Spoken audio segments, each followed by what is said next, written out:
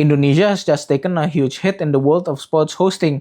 The International Olympic Committee has recommended that international sports federations stop holding events in Indonesia after the country refused to grant visas to Israeli athletes for the ongoing 53rd FIG Artistic Gymnastics World Championships in Jakarta. The IOC also told Indonesia that it will not resume dialogue about its bids to host future Olympics or Youth Olympic events until Indonesia guarantees access to all athletes, regardless of nationality. This isn't just about a single competition. It is about Indonesia's chances to host major international tournaments, how sports and politics intersect, and what rules apply when nations engage in global sports. The immediate trigger was Jakarta's decision to deny visas to the Israeli gymnastics delegation for the World Championships. Indonesia cited both public order concerns and its long-standing policy of not recognizing Israel until Palestinian statehood is secured. The Israeli team included leading athletes, and the refusal drew sharp condemnation from the Israeli Gymnastics Federation as well as from the IOC. But this is not new. Indonesia has a history of sports-related diplomatic exclusion.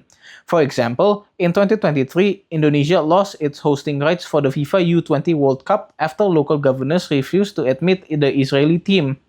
The pattern is that when a host country applies its domestic foreign policy stance to international sports, it risks breaching the host country's commitment to non-discrimination and open access. For the Indonesian sports machine, the stakes are high, both reputations and billions of dollars in infrastructure and legacy. The IOC stance is clear. Any country hosting international sporting events must guarantee all eligible athletes and officials entry, irrespective of nationality, politics, or conflict. The Olympic Charter emphasizes non-discrimination, autonomy of the sports movement, and political neutrality. By denying Israeli participants, Indonesia ran up against those principles.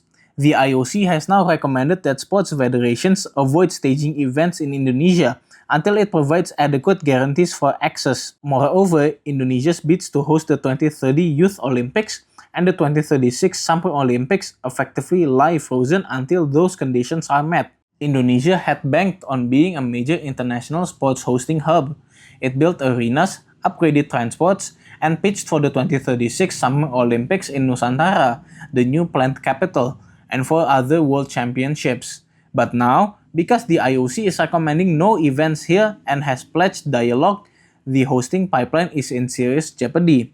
Regionally, in Southeast Asia, this creates an opening for neighbors such as Thailand, Malaysia, and Vietnam to pick up bid momentum, and places Indonesia's credentials under microscope. Domestically, the blow is twofold: lost economic potential, such as tourism, infrastructure legacy, and strategic credibility in sports diplomacy. So what happens next? The IOC will monitor whether Indonesia issues guarantees and accepts all athletes regardless of nationality. If not, Indonesia may face further exclusion from major events and a stalled hosting pipeline. At the same time, the broader story is what it signals for global sports. Hosting rights are increasingly tied to governance, access, and values. This is a cautionary tale. Sports is no longer immune from geopolitics. For Indonesia, the question now is, will it adjust its policy to align with sports' global norms, or remain defiant and accept the cost? Either way, its next steps will reverberate across Asia's sports scene.